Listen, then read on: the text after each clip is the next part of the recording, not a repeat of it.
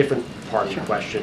In your first briefing here, as press secretary, you committed to speaking to the American people, and I quote, in a transparent way, in a truthful way, and an honest way. Yes. And then in July, here at this podium, you were asked about the president pardoning his son, and he said, it's a no, it will be a no, it's a no. Yes, and that is exactly right. Of the president's son and that pardon, it became a yes. I'm wondering if you would like to explain to us, the American people, really why the information that you provided turned out not to be true. And I answered this question on Monday. We spent about 30 minutes on this, almost 30 minutes, roughly 30 minutes on this particular issue. And I'm just going to reiterate what I said on Air Force One to your colleagues when I did the gaggle. And look, if you look at his statement, it's pretty comprehensive. The statement that he put out on Sunday when he made this decision to pardon his son, Hunter Biden. It's in his own voice. I think it takes you through his thinking, and he did. He wrestled with this. And again, he said in his statement, in his own voice, that he made that decision this past weekend. And the fact is, when you think about how the president got to this decision, circumstances have changed. They have. And a couple of things, and I said this on Monday as well. Republicans said they weren't going to let up, weren't going to stop. Recently announced Trump appointees for law enforcement have said on the campaign that they were out for retribution, and I think we should believe their words, right? We should believe what they say. The sentencing was coming up, as you all know. There was a sentencing coming up, and the president said this in his statement, that Hunter and his family had been through enough. Enough is enough. And he wrestled with these circumstances, these changing circumstances ultimately. And the combination of that, the president changing his mind and issuing, certainly led to the president changing his mind and issuing this pardon. And one thing that I do want to point to, which I think is important, is what Congressman James Clyburn said when he was interviewed. He said, I am absolutely okay with it. I don't know how many people urge him to do so, but I did. He seemed to be reticent about it. This is what Clyburn said when he spoke to the president 2 weeks ago.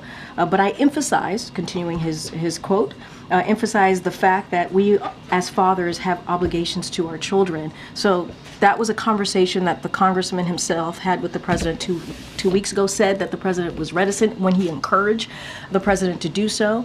And this weekend, he thought about it and he weighed, it was not an easy decision to come to, and he put out a comprehensive statement, and I would certainly, offer that up to folks out there who are wondering. I would say, please read the president's response to this in full. I'm sure my colleagues have a few follow-ups, just very specifically. It's not only colleagues who watch this. There's also the American people. Exactly. So to be fair, and they were told by you in July that this would not happen, and it did.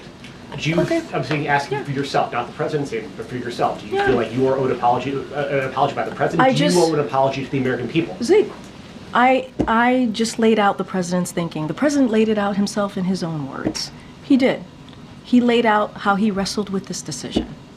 He said in his statement, as a president, as a father, he talked about how difficult it was to make this decision. He thought about it this weekend. He did. He thought about it this weekend. He wrestled with it. And there are some, factors, some real factors that he took into consideration. And that's why I keep saying folks should just take a look. Take a look. Read his statement. And I know what I said. I know what the president said. That is where we were at the time. That is where the president was at the time. I am his spokesperson. This weekend, he thought about it. He wrestled with it. And made this decision. That's what I can tell the American people. Why should they have any confidence in anything else? I think the American people understand, and I think they understand how difficult this decision would be. And I would actually add, and I think it's important to note here as you're asking me these questions, important questions to ask, that there was a poll, a U.S. Gov poll that came out, that some of you all reported on it, and it said 64% of the American people agree with the pardon. 64% of the American people. So we get a sense of where the American people are on this.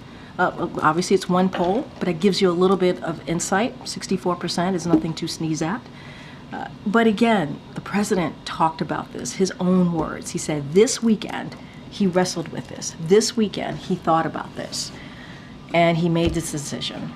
And let's not forget, we can't also forget what some of the legal experts and former prosecutors have all agreed on. Many across the country have virtually said no one would be criminally prosecuted with felony offenses with these facts, and they've all agreed. We've heard from many legal experts on this. You heard me quote the former Attorney General Eric Holder multiple times, I think about 8 times on Monday. No U.S. attorney would have charged this case given the underlying facts. Had his name been Joe Smith, the resolution would have been fundamentally and more fairly a declination, pardon warranted. And we've heard from many legal experts and also obviously a former U.S. attorney. For more stories like these, be sure to subscribe to the New York Post right here on YouTube.